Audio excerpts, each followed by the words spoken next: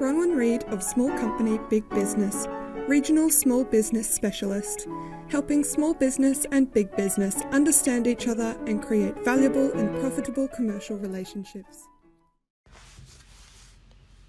Way back in April, when we were all still in the shock phase of this coronavirus pandemic, I did a series of short videos highlighting the things that I thought we should be dealing with as a matter of urgency in our businesses. One of those was getting out our supply contracts to check the Force Majeure clause.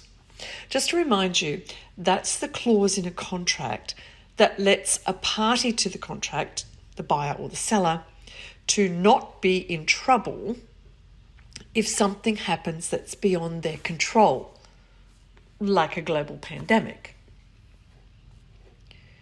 Well, as expected, force majeure clauses have been invoked widely, including by some of Australia's biggest companies. According to a recent survey, 47% of in-house lawyers have identified contract problems resulting from the pandemic.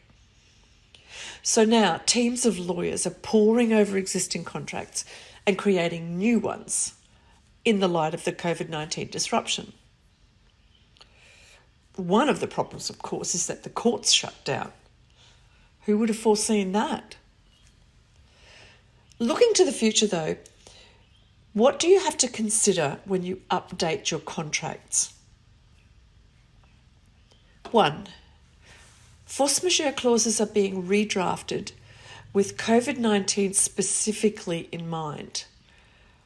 The parties are working out together exactly what both will do. 2.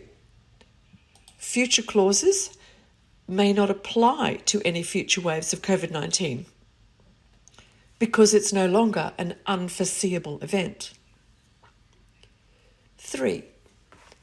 Definitions of trigger events will be broader.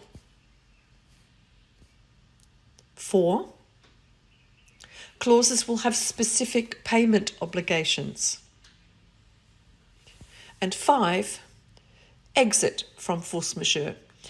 Most clauses at the moment spell out what happens when a clause is triggered, but not what happens at the end.